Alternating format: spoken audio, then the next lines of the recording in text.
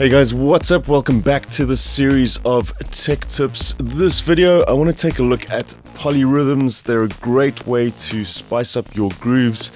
We're going to take a look at how you can incorporate these into your tracks. Let's check it out.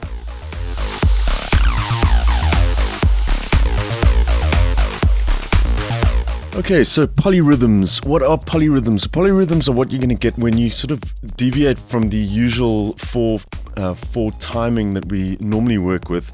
So 4/4 timing, you can look at that as sort of 16 steps, and you have 16 possible triggers in those 16 steps.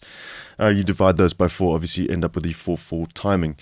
Now polyrhythms, they occur when you start adjusting those ratios. So for instance, when you say reduce the loop length of a pattern from 16/16 to, let's say, something like 13/16 or 3/16, where your loop would restart after every 3 beats, you kind of get really interesting sort of syncopated rhythms as well, that they're just way more interesting than the normal sort of 4/4 that we're used to.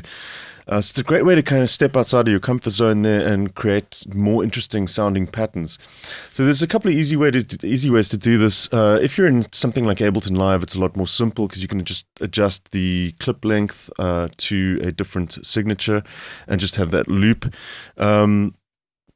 Cubase, it's a little bit more difficult, but I'll show you a few ways now that you can do that. One is with just a drum sequencer.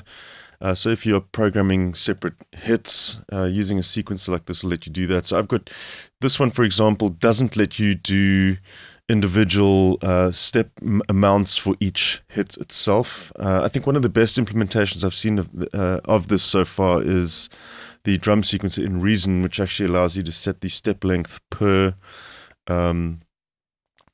trigger. There's a number of other VSTs that will do that as well, like Nerve and I believe Geist and so on. But to do that without one of those plugins, it's pretty simple. I have a pattern. So this is an 8/16 or 8 step pattern. You can see steps 8 and we're at 16th notes. We'll play this back. I've got 2 individual sequences running here, and they're both currently at 8 steps. And let's play that back and hear what it sounds like. So it's pretty static. Now watch what happens when we adjust the step length or the pattern length for the second sequence of the CR77 that we have up here. We'll set this down to 7 instead of 8. So the second sequencer will be resetting after 7 notes and jumping back to the beginning again. And it's going to kind of result in these kind of stretching apart from each other as they play. Let's take a listen to that now.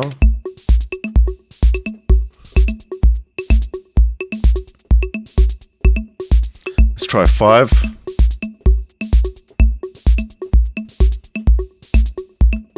Let's try just this one as well.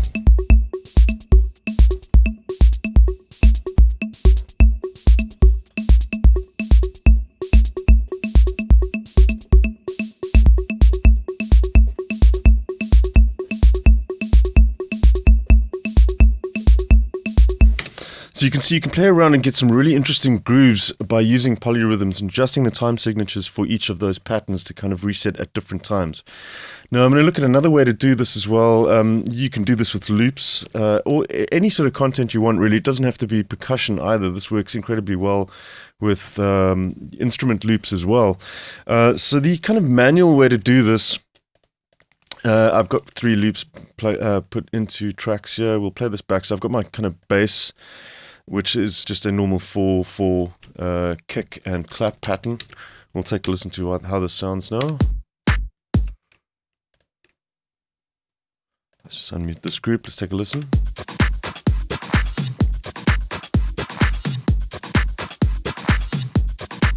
So again, pretty straight pattern that. If we delete those and we jump into our loops here at 16th note resolution, you'll see we have 16 segments here. So what I'm going to do is I'm going to kind of snip these short. We'll do this one to about 9. Oh no, sorry, I believe that's 11. I'll pull this one back as well, and let's pull this one back to, we'll go even further back. So what you can do now, obviously in Ableton you just drag these out. In Cubase you're going to want to have to either duplicate these or grab the bottom toggle at the bottom right of the audio section and just hold down Alt and you can drag these all the way out. And you can clearly see how they kind of shift apart from one another as they reset at different times. And you can just go and snip these off to clear that up, and then they'll reset when they hit bar 1 after bar 9 or bar 8. So let's play that back now. We take a listen to this polyrhythm that we just created.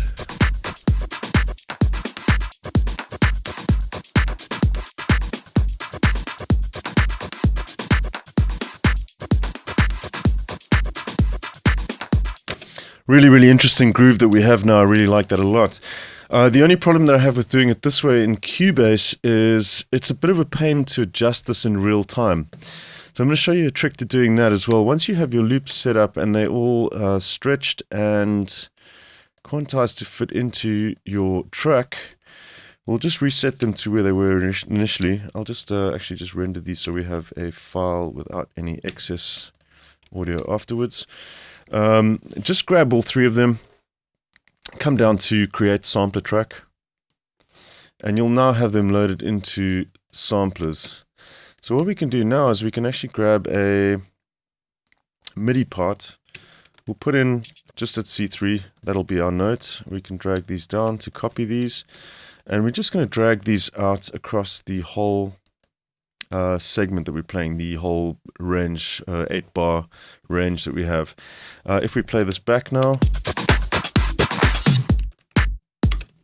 you'll see they kind of stop after the first loop. We're going to rectify that now. We'll jump into the Cubase track sampler here. We're going to set this up to, we should be able to do these all at the same time. We'll just do loop continuously. Let's just check. You're in fact going to have to do these one at a time, but no biggie. So we're going to set these up to loop continuously, and now we can play with them in real time. But what you're going to want to do is right click on the time signature at the top here. Instead of seconds, you're going to want to set this to bars and beats. And you'll see you can now adjust your loop points, but they're going to be out of time if you do it like this. So to keep that in time, all you want to do is hold down this shift key and it will sync to whatever quantize settings you have set up here. So we can hold down shift, we'll do maybe there for our second one. Let's bring this one all the way back to maybe down here. And this one, we can even set up the start points as well. So we can set it to start over here somewhere, and we'll bring this one back over here. And let's take a listen to what we have now. Oops, that one is not in bars and beats. Sorry, let's just rectify that quickly. There we go. Just make sure that they are set to bars and beats, otherwise they're not going to sync correctly. We'll just do that there, and that should cover it.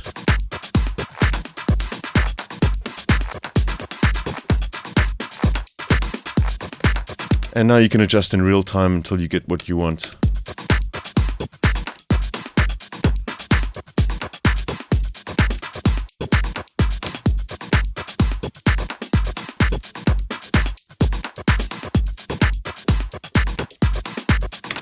And then obviously to have these restart from the beginning where they're starting from the first note. Otherwise they'll as long as that note's held down, they'll continue to drift.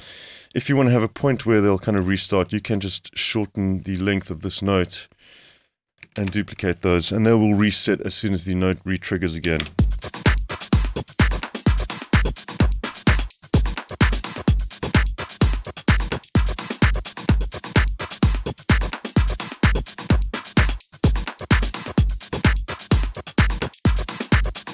And there you have it. That's a really easy way to get polyrhythms into your sequences, and they're fantastic just for generating more interesting rhythms that kind of drift around, but yet still in time with what you're doing.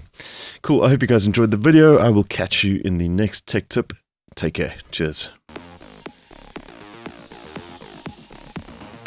Thanks everybody for watching, commenting and indeed liking. We really do appreciate all the support we get here on our Sonic Academy YouTube channel. So if you found this video super useful, please, we'd love you to hit the subscribe button. We update the YouTube channel every week with new content. And if you want to watch some more relevant content, just click on the videos beside me.